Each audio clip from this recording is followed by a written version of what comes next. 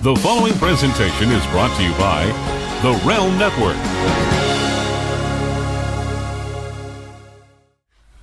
It's right about time again to swerve again, confuse the general fans again.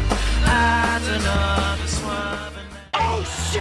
It's Vince Russo! Vince McMahon's best kept secret. I am the Antichrist of professional wrestling! David Arquette won the world title! I've got a wife, 3 kids at home, and I really don't need this shit. How can this show be so awful, Mr. McMahon? I didn't think it was. Viagra on a pole match. And Hogan, you big bald son of a bitch, kiss my ass! Judy Bagwell on a forklift match.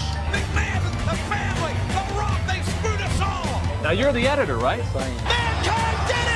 Jumpy, beat me! Goldberg steered Russo out of the cage. I'm from New York. I'll get downright nasty. This is Vince Russo's The Brand.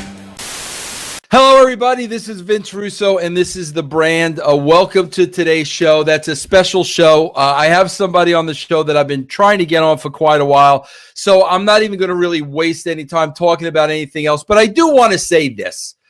I've got a talent coordinator by the name of Larry Francis. You know, Larry Francis was a fan of the show, and he always used to send me numbers of guests and guests to call and guests to get on. And I basically said to him at one point, Larry, you just get me the guests. Don't send me the information. Call them yourself.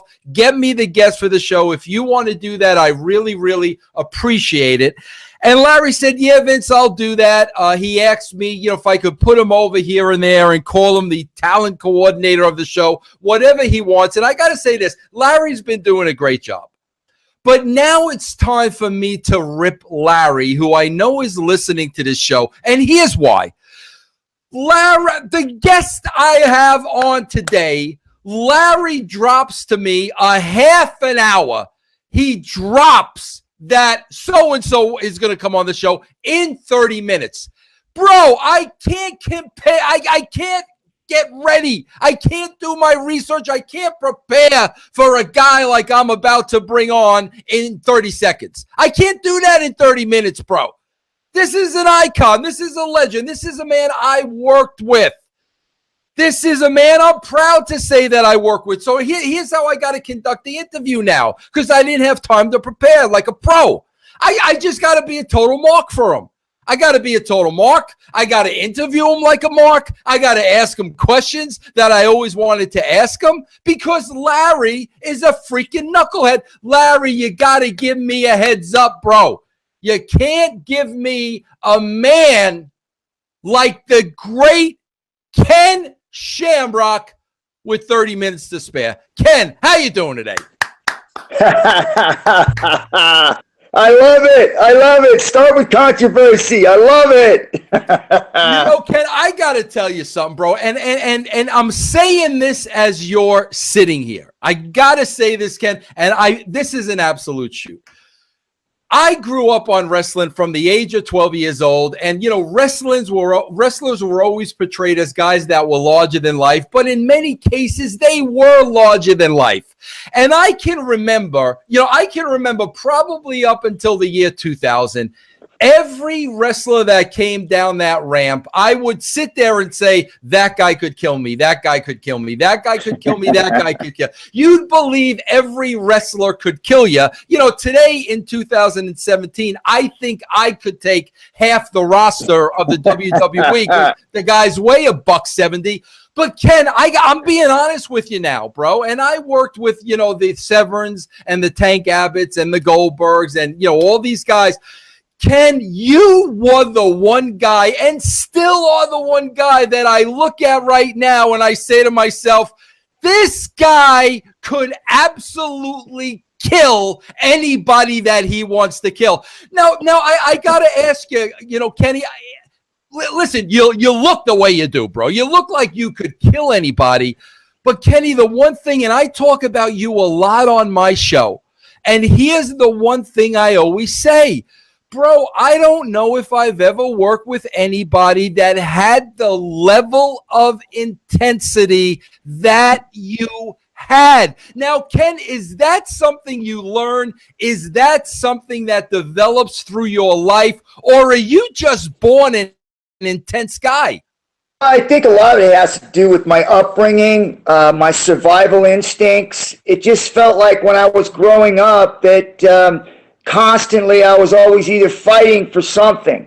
And the only way I could do that, continue to keep doing that, was to show my intensity, to show people that you're not going to back me down, you're not going to take anything from me, and you're not going to punk me. And I'll die making sure that doesn't happen. And I think I was able to portray that through sports. I was able to portray it in wrestling and football and boxing and all the stuff that I did. I was able to bring out that frustration and anger and intensity out towards the opponents that I was facing, because I wanted them to know how angry and how intense I was about them stepping in front of me and trying to take something that belongs to me.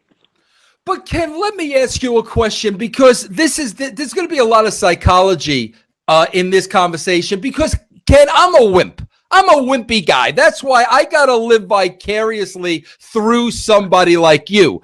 Now, Ken, I'm going back and I'm doing the research, and I know a little bit about it. I remember some early talks that you and I had when you joined the WWE. I know, early on, your father left home and left the kids at about 5 years of age. Now, Kenny, I want to ask you this question for a lot of people listening to this show. When your father leaves you at 5 years of age, and literally, your mom remarries, you have a stepdad, then at about the age of 13, you're kicked out of the house. At that point, two things are going to happen, Kenny. Either you're going to become a victim, poor, pitiful me, or you're going to take on the survivor. I've got 9 lives. I'm going to keep going. Nothing is going to defeat me. What was it that made you go down that road opposed to the stand that a lot of people would take? Poor, pitiful me. Well, a lot of it has to do with having a direction. Like when I'm a kid, or most kids, when they're growing up at that age, there's no direction for them. So they try to figure out life on their own. They figure out ways to survive, and a lot of it's not good. My stepfather, the one that adopted me, that owned the group home at the time, showed me a way to vent my frustration in something positive. So I was able to take all that anger and all that frustration, all that hurt built up inside of me, and vent it into something positive, which was sports. I was able to go out and play football and hit people and be aggressive and wrestle in high school and do all the things I wanted to do and take out my anger and frustration on something that would give me some positive things in life. Just like my mom actually took this kid because he wasn't like me, right? I was more outgoing and more frustrated and angry outward. So my father showed me a positive way to do that, which was through sports. But then there was another kid that actually was more eternalized, and he took out his frustration and anger through drawing. And a lot of it was through, cutting people's heads off and standing on a pile of dead bodies, holding a bloody head up, saying, kill them all. He's drawing all this stuff. Most people look at that and go, man, this kid's got a problem. We need to give him more medication. We need to, analyze him and figure out what's going on with him. The reality is he's just venting his frustration through something different, just like rappers do, just like actors do. People got their different way of venting that frustration. For me, it was sports. I excelled at sports because of that, because of the anger and frustration I had. And I was able to carry that on throughout life, and I'd be able to teach that to my kids and being able to have them be able to vent their frustrations, because everybody, don't care who you are, going in life, have some sort of hurt or frustration that they need to vent and get out. Now, Ken, do you believe, though, with that anger and that hurt and that frustration and taking it out early on in sports, was it controlled, Ken? Because if it's not controlled, now that can get you in a lot of trouble. Was it controlled early on? And how did you go about controlling it and unleashing it when you needed to? Yeah, it was real difficult because this is how it was explained to me when I asked him about my anger and my intensity, when I played football and how I was trying to hurt people inside the football game and how that was okay as opposed to doing it outside of that. And he basically just said, listen, you're not hurting anybody if you stay within the rules.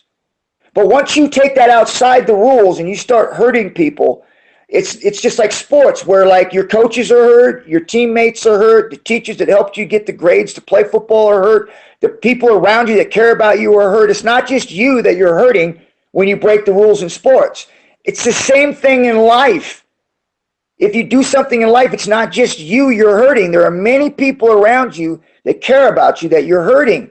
And I think that had a lot. I felt that much more explained to me that way, that, you know, it's not about just me. And so even though it's not that easy, because I got in fights and I got in trouble, even though outside of sports, I took it outside of sports, but at least I had something to compare it to and knew that I was doing wrong and tried to correct it when I did. Ken, I got to ask you this, and, you know, again, I had to do research at the last minute, but I was reading this on Wikipedia, and I know some of this is fact and some of it is fiction, but I got to read this, bro. I'm reading on Wikipedia that at the age of 10, you were stabbed in a robbery. Is that correct? Yes, it was a strong-arm robbery. I had gotten stabbed behind a 7-Eleven store by a couple kids that we ran into during the robbery. And the guy tried to stab me in the neck, and I put my arm up, and he got me in the arm. Ended up passing out, and I ended up in the hospital, handcuffed to a hospital bed. So, Kenny, they weren't actually robbing you. You were kind of at the wrong place at the wrong time. No, I was actually robbing them. Oh, you were robbing. All right, that because I'm wondering. I'm reading here. What the hell? What's somebody going to rob a 10-year-old kid of, for crying out loud? No, I was robbing them. Wait, Kenny, you were at 10 years old. You were robbing them. Yes, it was basically a kind of a turf thing. They were in the wrong place. I had a knife on me, and I was taking all the money they had in their pockets. The guy threw this thing at me, and when he threw it at me, it hit my arm, and actually hit the knife, and it went through my arm on the bicep part of the hand, hit right here on my arm, stuck into my bone, and I remember passing out and waking up handcuffed to a hospital bed. Unbelievable. 10 years old. All right, Ken, I got to ask you this, bro. Because, Kenny, like, this is so hard for me to comprehend. And when I tell you, listen, bro, I'm a wuss, I'm a sissy Mary, I'm all those things. This is a tough pill for me to swallow. And I want you to kind of walk me through this because I can't comprehend this. You know, Kenny, I know Ken, you have 4 kids, is that right? And some 7 kids. Yeah, 7. Yeah, between yours and stepchildren. So you've got a big family. You just told me you had 13 grandkids now. Yeah. Kenny, I remember you telling me this when I first interviewed you at the WWE. At the age of 13, you're kicked out of your house. Like, Kenny, like I can't imagine a parent. I mean, no matter what they've done, I can't imagine a parent at 13 years old, you're kicking you. Can you walk me through this and explain to me how this came about and what the hell goes through a mind of a 13-year-old when he's got to hit the streets? Well, basically, it was like this. The stepfather that was there was really a military type. He came out of the military. He wanted everything done. We were constantly fighting. He was beating on us all the time. And he basically gave me an ultimatum. If you're going to live here, you're going to follow my rules. Well, the next morning, he woke up and I was gone. I had actually went out the window and ran away. I lived in a car 5 blocks away from my house.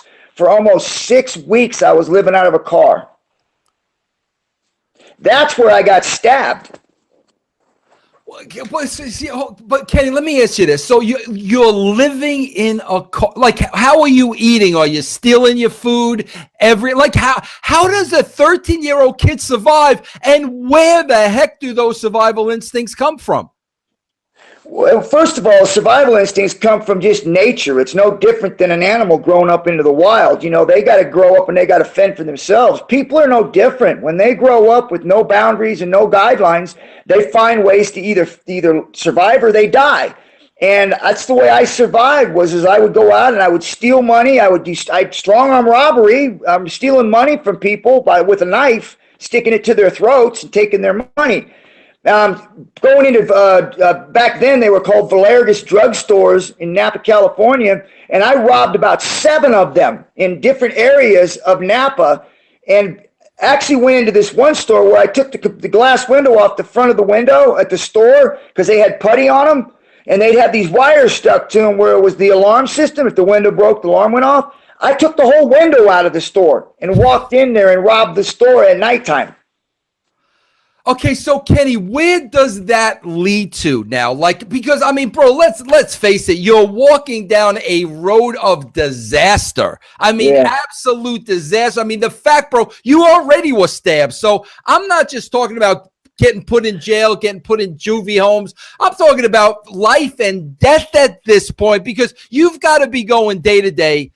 You're certainly not thinking about, oh, well, what am I going to be doing at age 18? This is really survival mode. So where does this take you? Well, I tell you, it's especially where I was at, there was really no thought process about tomorrow or the next week. It was really about the moment. What was I doing at the moment? What was I going to do for the next thing? And I didn't look at it as wrong or right. I just looked at it as that's just what I had to do. And anybody that got in my way, they weren't even human to me. Like, it was just that if I had to survive, and whoever I had to walk over to do it, I did it. And again, like I said, I didn't have an understanding of what value life was, because to me, really life had no value to me because of where I was at and because of where I came from. There was nothing to look forward to. So I would live each moment by the moment I was living in and taking what I needed to take at the time I needed to take it. And so there was really no future. It was just living each moment for me and doing what I needed to do to be happy. Now, Ken, man, when you tell this fascinating story, and, now I'm thinking about your great UFC career, and now I'm thinking about your whole childhood is built around survival.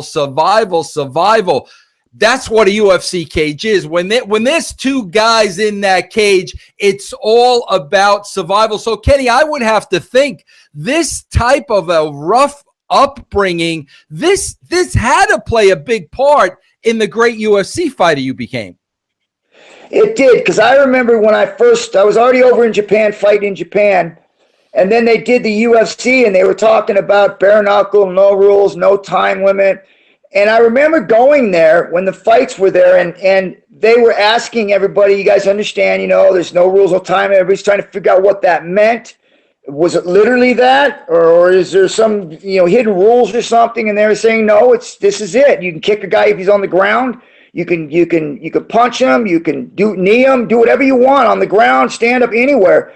And I remember thinking to myself, going, well, I mean, for me, this was like safety. It was like, this is no problem. But a lot of guys were like, man, I don't know about this.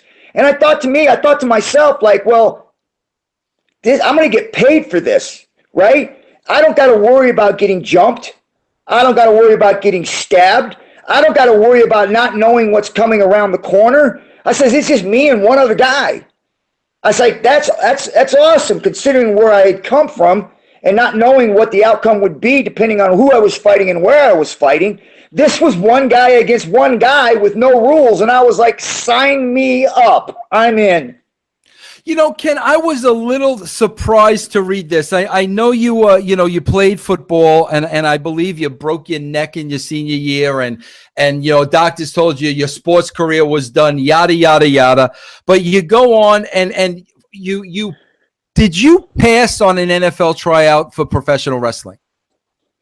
Not for professional wrestling. I mean, I did it basically. I was actually in San Diego with the Chargers, and I had gotten a letter to try out with them.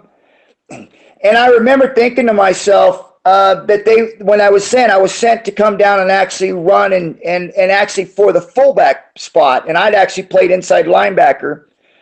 And I thought to myself, if I go play with these guys, am I going to get signed? And if I do get signed, how much? And if I'm going to have a long career there?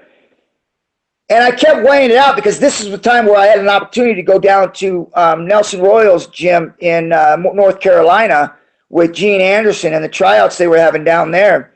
And I ended up making the decision that I was going to go there and try out for pro wrestling because I thought for a one-on-one type thing, I would have a better chance rather than depending on a team and who's going to decide whether or not I'd play or not play. Where in wrestling or in fighting, I made that decision because it was dependent upon my skills and my skills alone. So I went ahead and passed up that, not the tryouts, I passed up the opportunity to go and actually play with them.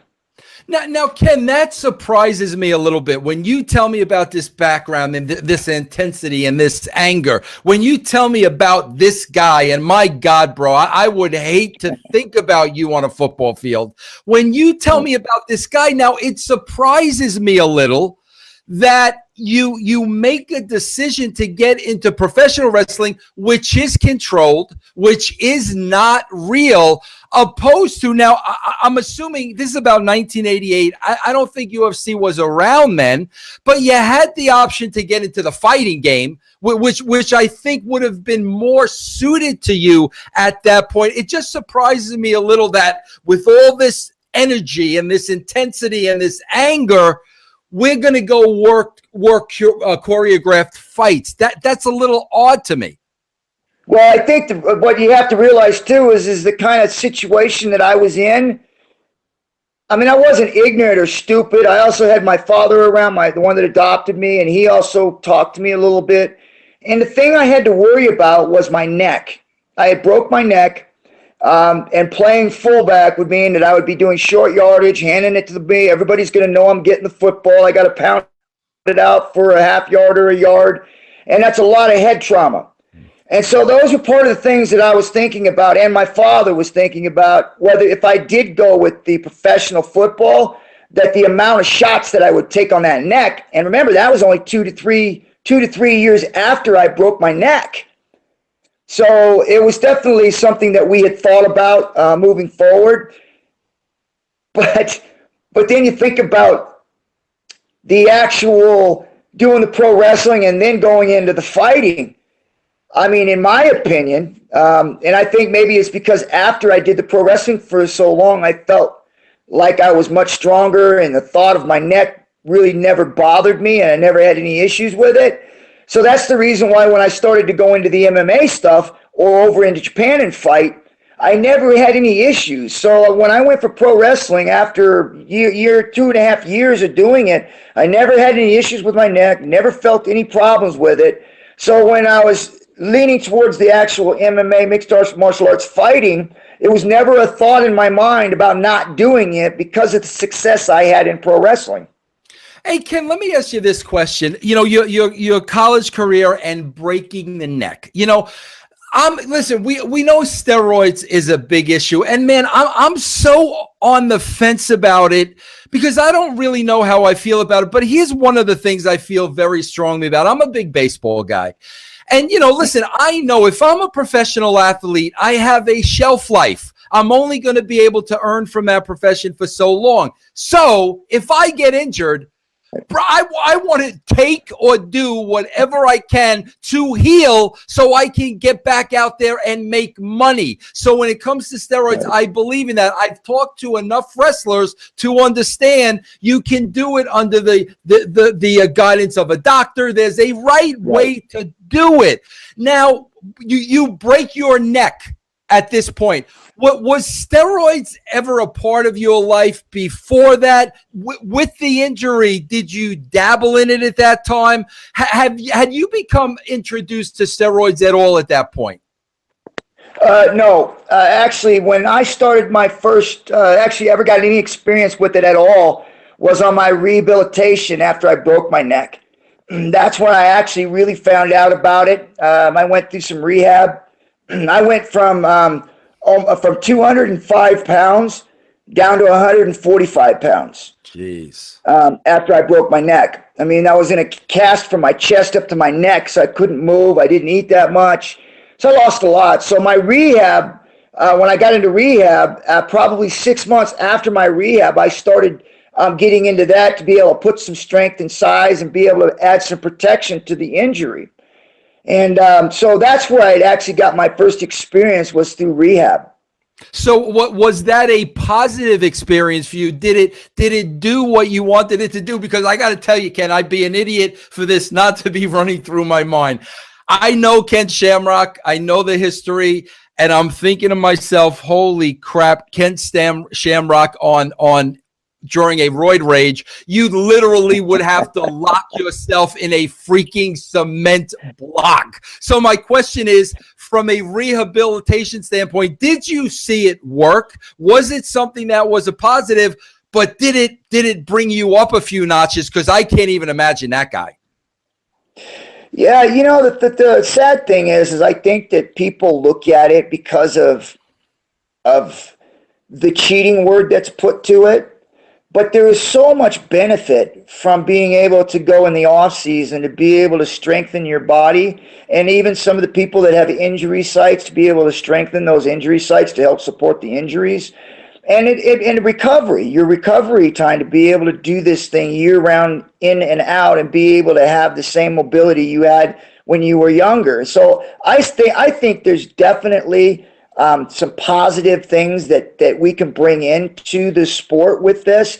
But I also believe that there's also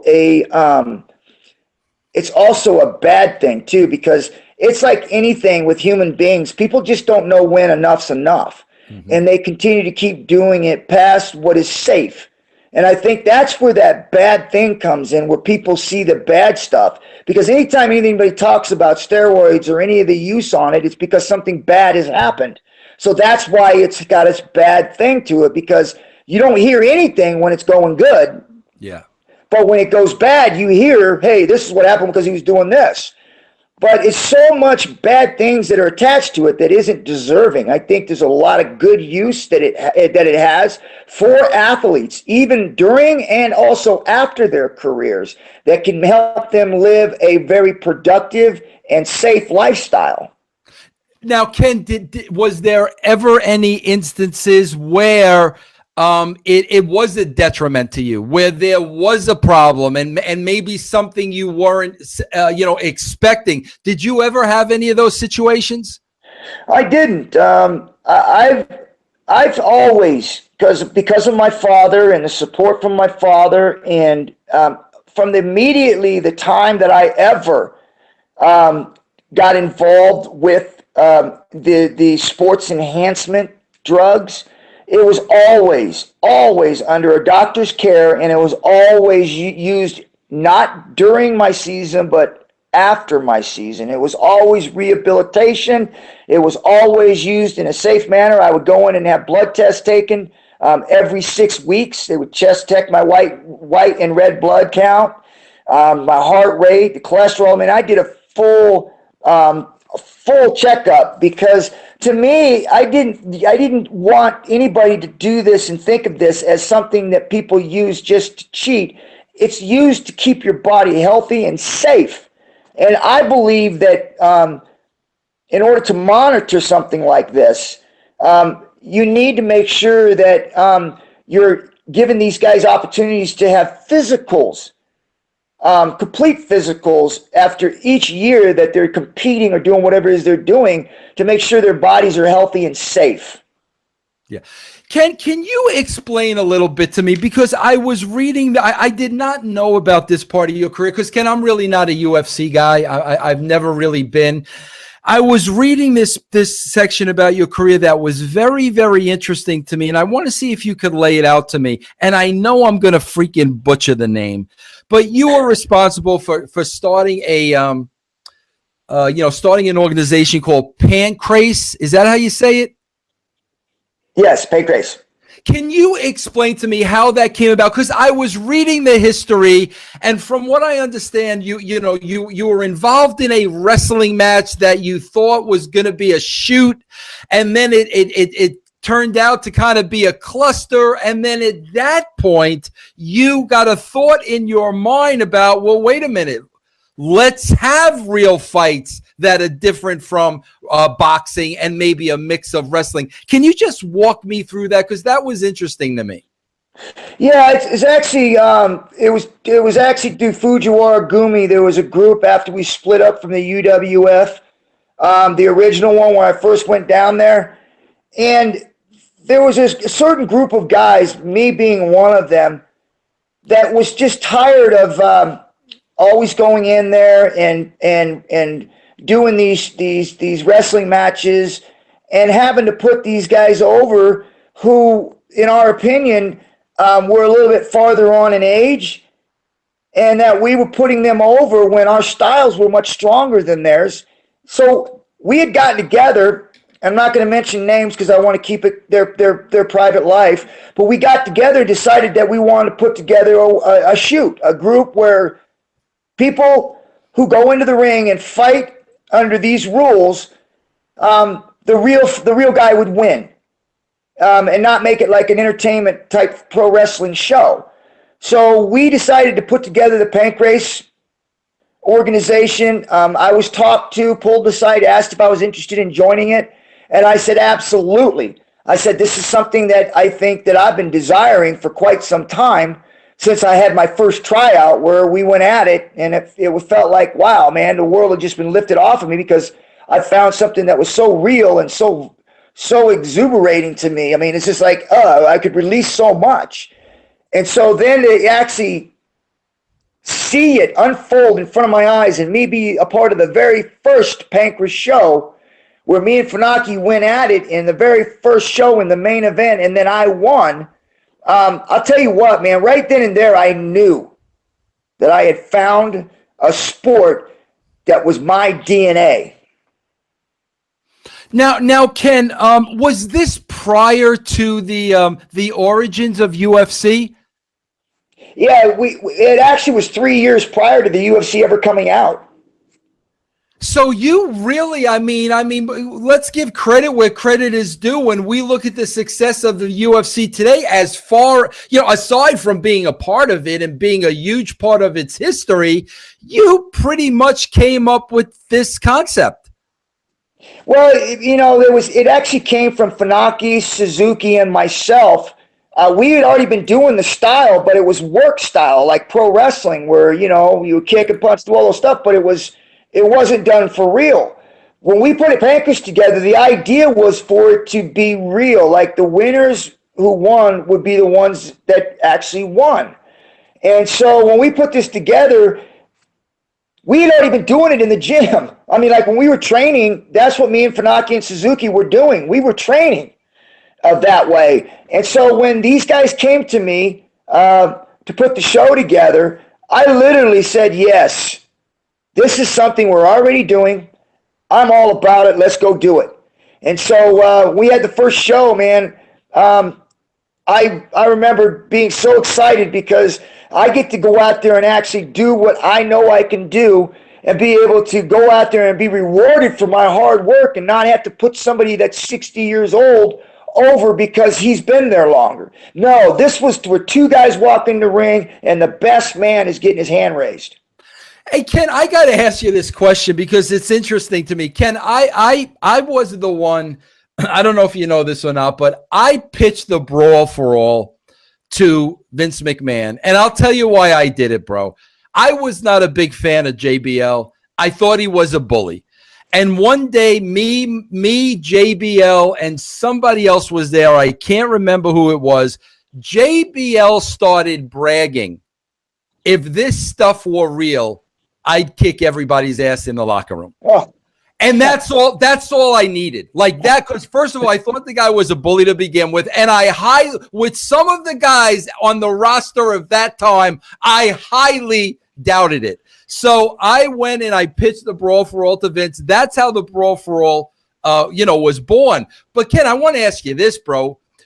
When you go back and you watch the early Brawl for Alls, at the beginning, people thought this was an absolute work. I mean, they literally thought it was working. They were booing it out of the building. I literally think it wasn't until Bart Gunn started rolling guys' eyes in the back of their heads where people were saying, holy, like this is on. I mean, when they finally realized, did you have that problem with Pancrase? Being that you're going from wrestling to this, did people accept it immediately as being legit? Yes. Japan was different too, though. I mean, it's like most people didn't even realize the earlier stuff we did was because we would land them when we were hitting and we'd land the stuff. But it wasn't until we were in the Dome where I fought Don Nakanielsen, who was a legitimate Muay Thai fighter. And it was a mixed martial arts fight where there was a striker who was a Muay Thai fighter against me, which was a grappler.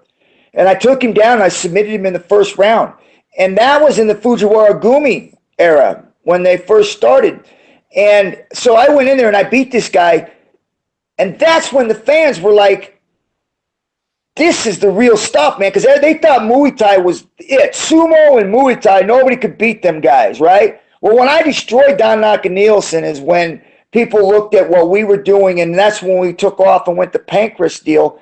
People knew that this was it. This was the real deal. And nobody could beat us in this style. We were the hard style and no one could beat us. You know, Ken, I want to jump ahead now. I want to talk a little bit about UFC, and I want to talk about one person in particular, because I got to find out if this is a work or a shoot. As a total mark, Ken, I got to ask you. Now, your history, your rich, iconic, bro, you know, come on. Guys like you and Tito Ortiz, the UFC was built on. I mean, that was the very, very foundation. You know, the UFC would not be what it is today if guys like you didn't have the history and Tito and guys like that. And Dan Severn. I want to talk about Dan Severn for a couple of reasons, okay? And I had Dan Severn on this show, and even when I worked with Dan, and even when he was on the show, I always found the guy is like 100% gentleman, just, you know, very respectful. I mean, a great guy to talk to. Plus, I'm a Freddie Mercury mark, so he reminds me of Freddie Mercury a lot, Ken. But Ken, I get a lot of criticism, and I want to open up to you about this, especially from Jim Cornette. Jim Cornette says to me, you know, likes to claim that I was responsible for Dan Severn not getting over in the WWE because of the way that I booked him. What I always tell people, Ken, and I want to get your spin on this because I think I kind of know why Dan Severn didn't get over in the WWE. And I want to tell you why. At that point, bro, UFC was new. And, bro, let's face it, pro wrestling, the WWE were crushing, you know, mixed martial arts and UFC at that point. We were crushing them. So now, you know, UFC was starting to get a little bit of play. So we get the idea, let's bring in some UFC fighters. So we bring you in first, and then we follow you up with Dan Severn. So now we've got two athletes, and they're not, you know, the typical wrestlers with the wrestling styles. They are shoot fighters. And let's face it, you know, shoot fighting, it's very disciplined. It's very controlled. It's not the craziness of pro wrestling. So in that aspect, you and Severn on the mat were very similar. But here's where I saw the problem. And I want to talk to you about this, Ken, and I mean this from the bottom of my heart. As a writer and a producer, bro, you were phenomenal on the mic. Phenomenal. That intensity came out on the mic. You were phenomenal. You couldn't get that out of Severn. And you always got the gentleman out of Severn. And in my opinion, when you got a Shamrock that's cutting these promos and he's through the roof, and you got another UFC fighter that's, you know, kind of yes sir, no sir, very tame, it's going to be difficult getting Dan Severn over. And I think that's what happened. What is your play on that? Because you reached great levels in the WWE. He didn't match that success. Why do you think that was? He doesn't have a flamboyant personality. His moves, everything that he does is all on the mat. and that people are used to seeing high-flying, fast-paced moves. It's excitement. And Dan Severn has nothing about his personality that's exciting. He's just a straight-laced, polite person who doesn't really do anything outside of what he's capable, which is straight wrestling. There's no big moves on his thing. And, that would have been good for the days of Carl Gotch and, in the 60s and the 70s. That stuff would have worked just fine. In today's world, with everything that people get to see in a match, Severn needed to step up his game, and he just didn't know how to do it. There's nobody for Dan except for Dan doing it for himself, which is change his personality and be able to learn some new things. Now, listen, you got to shoot straight with me, Ken, on this, because Dan was on the show. I don't know, bro. Maybe it was 6 months ago, maybe even a year at this point, whatever. But, bro, at the end of our interview, he was still calling you out. He still wanted to have a fight with you. He was throwing challenges out to you on my show. Now, the wrestling in me, I'm saying to myself, okay, like this is a 100% work, but on the other side of the coin, it was all directed at you. He didn't bring up anybody else. It was all you. Is there still some legitimate heat there with you guys? Yeah, it's kind of funny, too, because I was the one that reached out to him because I was going to get a fight to go. And I picked him specifically because I felt like, hey, the guy could make some money with me. I'll bring him in. We'll do this fight. I'll make him some money, and we'll go our merry way. I was going to do, that's what I was going to do. Well, the fight fell through for whatever reason because of this positive test that I had with the last Bellator fight. So there's nothing I could do to make the fight happen because we had it set up. And because of that, after even explaining to them and giving the doctor's note and all the things that I did to prove that everything I did was legal, it still didn't matter. They said I had 1 year suspension. I said, okay, whatever, nothing I could do. So I remember saying that I couldn't fight Dan because it was 3 months after this fight. Well, then Dan goes off and starts bashing me and starts saying that I don't want to fight him and that I'm afraid of him. And I was like, I remember writing back, said, hey, this fight would never happen unless I reached out and said, hey, I want Dan to do this, because they didn't want him because he couldn't sell the tickets. I said, don't worry, I'll make sure that we sell these tickets. Don't worry, I'll make sure the fight sells. And so I brought him in even against their wishes. But because of this, I got suspended. There's nothing I could do. So here I'm saying to Dan, dude, what are you saying? Why are you jumping on me when you know I don't have the ability to fight in this fight? Why are you throwing me under the bus? And then he didn't answer me. And he went back out there and said the same thing again, that I was afraid to fight him. And since that time, I remember saying, one of my interviews saying that Dan Severn is one of those kind of guys that is selfish and that for whatever reason has a vendetta against me, when I was the one that actually talked these guys into having a fight with Dan, because I felt like me and Dan could do a fight, a third rematch, because I felt like we could sell the fight, or at least I could sell the fight. But because I couldn't do it against anything that I could control, he throws me under the bus. And that's where that friction comes from. And I kept asking him, hey, dude, why are you doing this? You know I can't fight and I can't defend myself because it's still going through trial right now and I can't say anything. So why are you doing this? Yeah. You bring up a word there, and I want to ask you this, Ken, because, I had Chael Sonnen on the show a while back. And like, I said to Chael, like, listen, bro, I can't imagine. I'm a sane person. I can't imagine being locked in a cage with another human being and like putting myself at such a great risk. Anything could happen. You got to be a little bit screwed up in the head to do that sort of thing. So I asked Chael the question. I said, bro, are you afraid? Like, is there any fear when you step into that cage? And Chael said to me, I was a little surprised. He said, yes, there's fear every time. There's fear of the unknown every time I step into that cage. Ken, I got to ask you that, bro, is there anything you're afraid of? Have you ever been afraid of anything in your life? I'm afraid of drowning. I'm afraid of heights, but that's as far as it goes. When I ever step in the ring, I was never afraid. I was never afraid of losing. Sorry about that. I was never afraid of losing. Ken, where does the afraid of drowning come from? Because now you're sounding a little bit like a wimp, Ken, to be honest with you. Where does that come from? Because check it out. Heights makes my knees wobble. I hate heights. I'm with you there. Yes.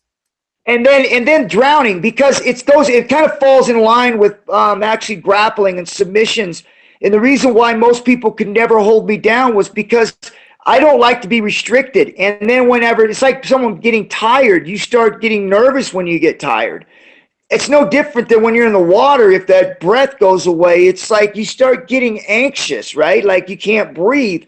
So for me, drowning just seems like a horrible way to die. So that's something that I do fear, is not losing my breath. I used to have dreams when I was in Japan, when I first started fighting. My dreams were like, my fears were losing because I wasn't in good enough shape. And I would wake up with shortness of breath. And I think that's a lot of that drowning part too, where it's like having the fear of not having enough breath. Yeah. And that's been with me for a long time. Ken, I want to ask you this question, and then I'm going to talk about something nobody talks about, and I've got to talk about it because I feel very strongly about it. You know, Ken, listen, I can't tell you how many times I've been in the locker room. I've worked with every wrestling company out there. And, you know, Ken, I was always witness to the hazing, and I was always a witness to the politics, and especially when the boys were intimidated of somebody, especially when somebody came in and they looked the part and they were, all of a sudden now the politics come into play. We start burying this guy behind his back so he doesn't get the play, yada, yada, yada, yada, yada, yada. I can't imagine for a second when you walked in a WWE locker room for the first time that there was any hazing, there was any screwing with you, there was any, I can't believe that happened. How were you accepted? Because, Ken, you were a legit UFC fighter. Listen, I'm going to call a spade a spade. You're a legit UFC fighter. They're doing fake fighting.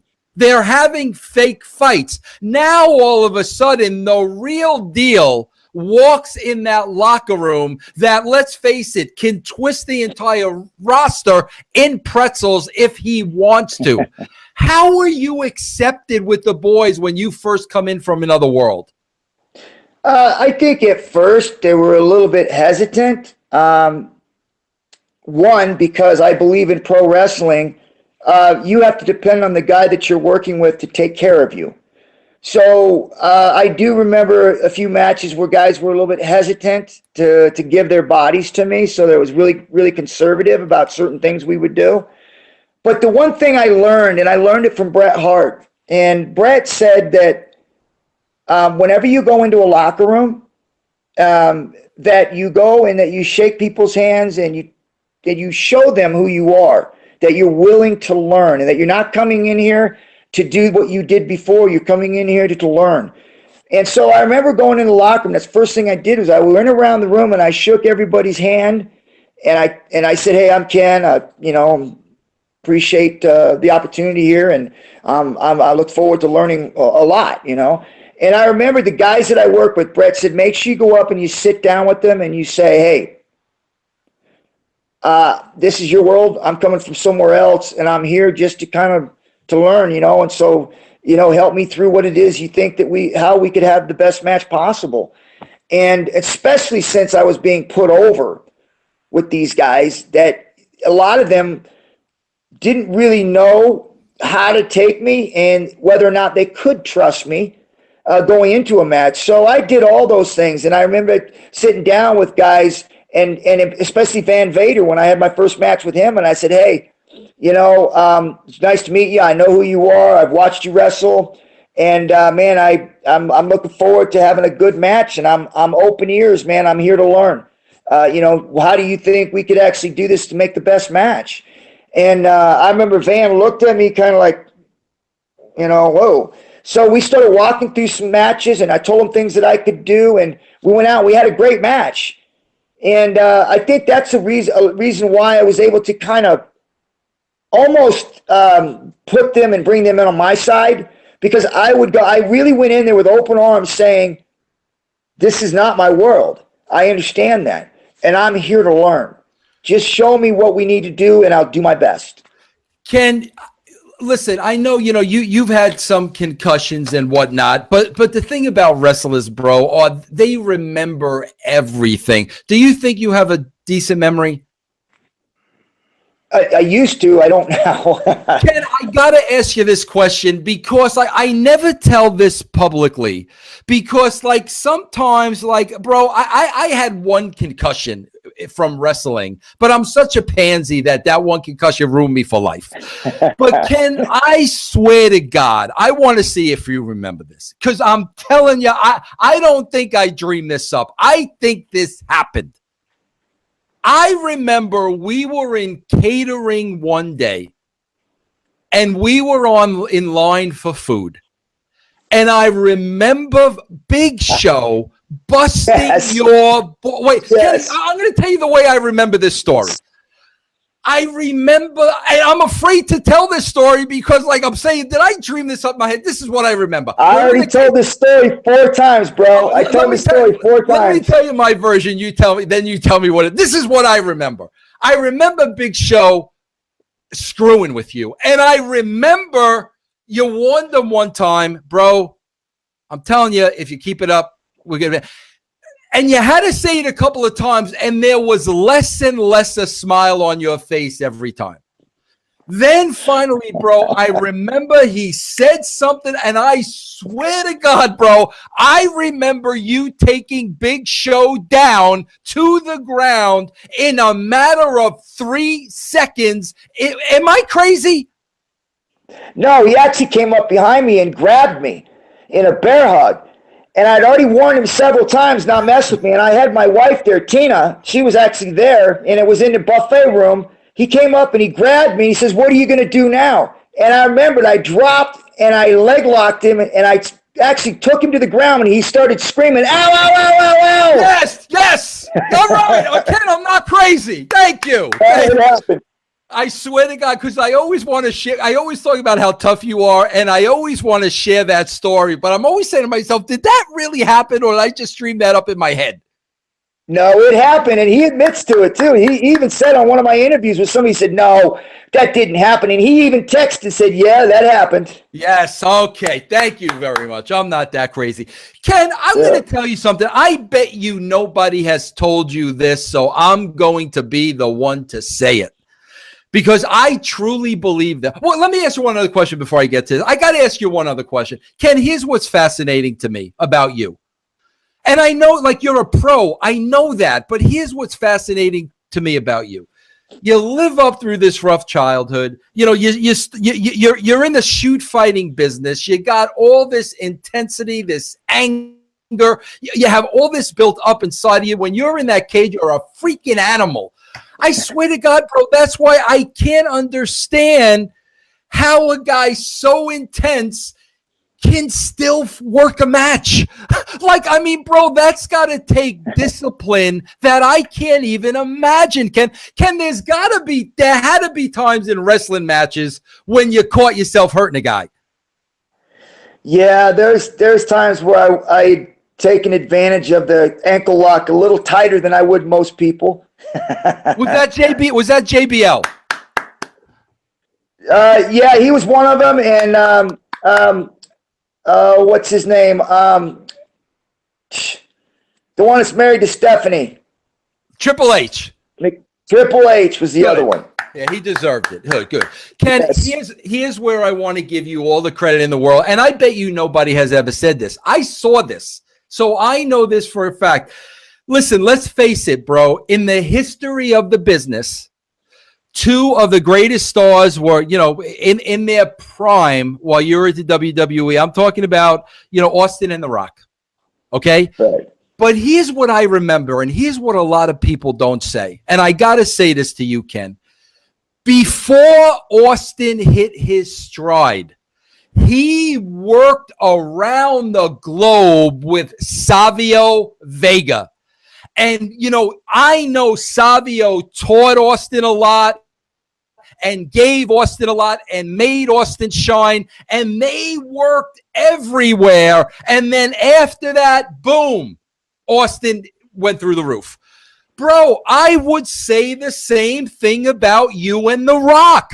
I remember the programs with you and The Rock when Rock was on the cusp, and the matches with you everywhere, you and The Rock, bro. And I believe that those matches gave him the credibility that he needed to shoot into superstardom. And I really believe this, Ken. I believe that if there weren't guys like Savio, and if there weren't guys like you, I don't know if those guys would have ever reached that level. Am I crazy to think that? Well, I think that's with anybody in life. There's always got to be that person or somebody that gives you the opportunity to be able to reach whatever it is that you need to get to. It's the idea that when people have those opportunities, that they seize them and they take advantage of it. And I think that The Rock did that. I think that Stone Cold did that. They had their opportunities there, and when they did, they took the maximum advantage of it. Yeah, but I want to put you over there, Ken, because you were in those matches before he put that rocket on his back, and I really think that groomed him for the spot. And to me, that's a pro's pro. I mean, there's no question about it. Ken, have you left any stone unturned?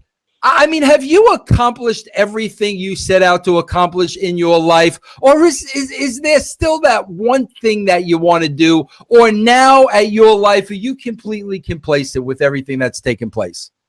No, I think now the thing that I think that I would love to accomplish, and then once I do that, I think that I could rest. I think the next thing for me, because of where I came from, because of the things that happened to me along in my life with the people that reached out and helped me, I think that the thing now is I want to develop, which I'm starting to do now, develop opportunities for people to take advantage of their opportunities, and be able to have places for people to be able to be successful, have people help them be successful. And that's kind of what I'm doing now with some of these other companies that I have, where I'm trying to get opportunities for people who in their careers have done well, but now they're at the end of their career. I want to take those people who are at the end of their career and be able to have them have opportunities to give back to people that weren't that successful, that didn't have the opportunities and disadvantages in their lives, for us to turn around and help those people have productive and exciting lives. So for me, that's kind of what I want to do now. As I did the stardom thing, I'm the celebrity, I did all that stuff. Now I want to take what I've done and the pedestal that I've been given, and be able to, when I die, for people to know that it wasn't just an athlete, it wasn't just a sports celebrity, but it was a guy who had also turned around and helped other people be successful. But Ken, I also have to believe, bro, and that's a great thing that you're doing there. It really is. And bro, my God, listen, the WWE won't allow me to give back. They won't even talk to me, for crying out loud. But forget about that. Right. I got to ask you this, Ken. Ken, that's a great thing you're doing, but there's no way the fire inside a competitor like you ever goes out. So how do you feed that, Ken? How do you feed that? Like what can you substitute for those fights and that one-on-one competition that was your entire life? How do you substitute for that? You can't. I think what you need to do is stay busy. Get involved in things, which is what I'm doing. I'm involved with my grandkids. I'm involved with different, which I just got back from doing a dinner with celebrities and being able to raise money for charity for kids that were at risk, for disabled kids, and just stay busy and try to use that fire and that desire that I have in me still to be able to do things to help other people and to be able to feed myself into those things. That helps out a lot, rather than try to sit around and try to get patted on the back by going and doing autograph sessions and meet and greets and people saying, I remember when you did this, which is all good because I do love giving back to the fans. But I want to actually take my attention and put it into something that's positive, something that I can dig into and feel good about. Yeah. All right, Ken, listen, thanks for joining us today. But before we go, do you have a website where people can read up about that? Do you have a Twitter where people can contact you? How can people learn more about what you're doing now? Yeah, I've got all my social sites on my website. I've got everything, Instagram, Twitter, Facebook, you name it, it's on there. And it's kenshamrock.com. And you go on there. I even got shirts for sale on there. I've got, if I'm, all my stuff that I'm doing right now, the businesses and stuff I'm involved in is on there. If anybody wants to book me for a speaking engagement or a charity, they can reach me there on kenshamrock.com. Check out the website. There's also an Easter egg on there. If you find the Easter egg, it's in a small place. It also goes into my personal page, which it has some pretty unique pictures and cool stuff in there. Well, Ken, man, I want to thank you for joining me today. And I also want to thank you, bro. I'm grateful that I had the experience to work with somebody like you. And here's why I say this, Ken. You're a guy, you came to the WWE. You're a guy that legitimately could have killed anybody there. Legitimate, bro. Hands down, you could have killed anybody there. But yet, bro, you never carried yourself that way. You never had an ego. You never had a chip on your shoulder. And it's exactly what you said. When you tell me that story about when you first showed up in a locker room and how to carry yourself, that's who you were. And that's what I respect more than anything, because you really, bro, you had the you could have been a prick if you wanted to. And nobody would have screwed with you, and you probably would have got your way all the time. But the fact that you were such a pro for me to work with, I really appreciate that, and I just want to thank you for that experience. Hey, listen, I remember all the good things that you did for WWE or F, depending on what era you want to go.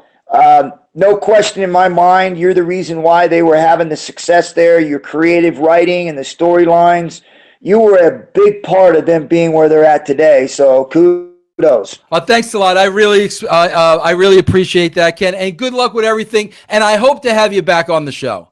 I appreciate it, and probably will once we get our business going. All right. The great Ken Shamrock, everybody. There he is. It's right about time again to swerve again, confuse the general fans again. Add another swerve and then put it on a pole again. Put it on a pole again. Put it on the pole again. And our square to quad is gonna get emotional as I wait to overbook the damn cards.